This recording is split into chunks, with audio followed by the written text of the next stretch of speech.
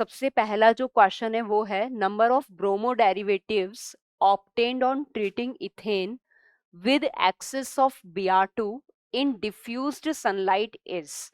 आपको बहुत अच्छे से पता होगा कि अगर एल्केन एक्सिस में दिया गया हो तो हमें सिर्फ और सिर्फ मोनो हैलोजिनेशन करवाना होता है, पर अगर हैलोजन मॉलिक्यूल को एक्सिस अमाउंट में दिया गया है कि हमें mono halogenation, di halogenation, tri halogenation, tetra halogenation, जो भी पॉसिबल है वो सब करवाना है।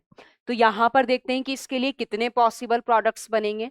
सबसे पहले हम लोगों ने इथेन का रिएक्शन Br2 एक्सिस अमाउंट के साथ करवाया। हम लोग यहाँ पर सबसे पहले मोनोब्रोमो प्रोडक्ट्स का फॉर्मेशन कर रहे हैं।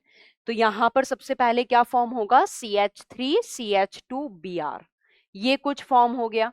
अब आपको पता है कि ब्रोमीन एटम चाहे इस वाले कार्बन पर जुड़े चाहे इस वाले कार्बन पर, इसका IUPAC नेम सेम आएगा, यानी कि इसके लिए सिर्फ और सिर्फ एक ही मोनोब्रोमो प्रोडक्ट पॉसिबल है। दूसरी पॉसिबिलिटी क्या है कि हम लोग यहाँ पर डाइब्रोमिनेशन करवाएं। डाइब्रोमिनेशन में हम लोग दो काम कर सकते हैं, या तो हम लोग एक एक कार्बन पर एक एक हैलोजन को जोड़ दें, या फिर हम लोग एक ही कार्बन के साथ दो ब्रोमीन एटम्स को जोड़ दें। तो इस तरीके से हमारे पास डाइब्रोमो प्रोडक्ट्स कितने बन जाएंगे, दो बन जाएंगे। अब तीसरा काम है ट्राइब्रोमो प्रोडक्ट्स का फॉर्मेशन करना। ट्राइब्रोमो प्रोडक्ट्स के लिए भी हम लोग दो तीन तरीके से कर सकते हैं, या तो हम लोग एक ही कार्बन पर तीनों के तीनों ब्रोमीन एटम्स को जोड़ दें, इन तीनों को जोड़ दिया, या फिर और क्या पॉसिबिलिटी है कि एक कार्बन पर सिर्फ एक ही ब्रोमीन एटम जोड़ा जाए, बाकी दूसरे कार्बन पर दो ब्रोमीन एटम्स जोड़ दिए जाएं। तो इस तरीके से हमारे पास ट्राइब्रोमो प्रोडक्ट्स कितने बन सकते हैं, दो बन सकते हैं।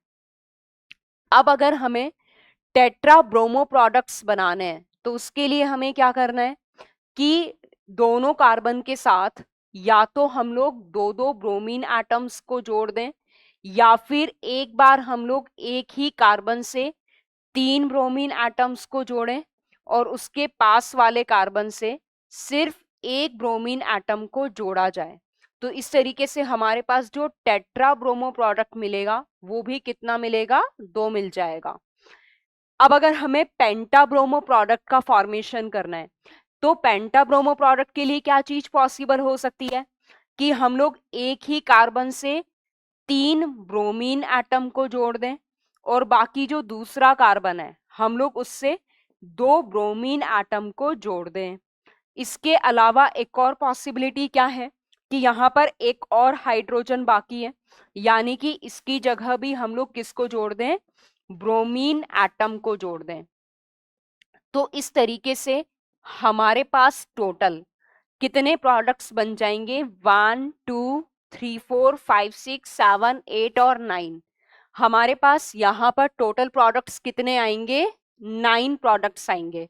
आपको बहुत अच्छे से पता है कि जो हैलोजिनेशन रिएक्शन होती है, जबकि हम लोग डिफ्यूज सनलाइट के साथ रिएक्शन कराते हैं, तो ये एक सब्स्टिट्यूशन रिएक्शन है।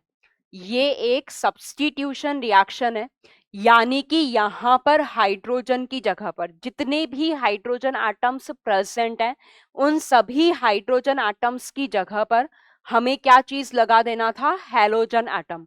तो हमने यहाँ पर एक पॉसिबिलिटी को चेक किया है कि एक बार हमने एक हैलोजन लगाया, फिर दो लगाया, फिर दो में भी डिफरेंट डिफरेंट पोजीशन, जैसे ये विसिनल डाइहैलाइड है, ये जेम डाइहैलाइड बन गया।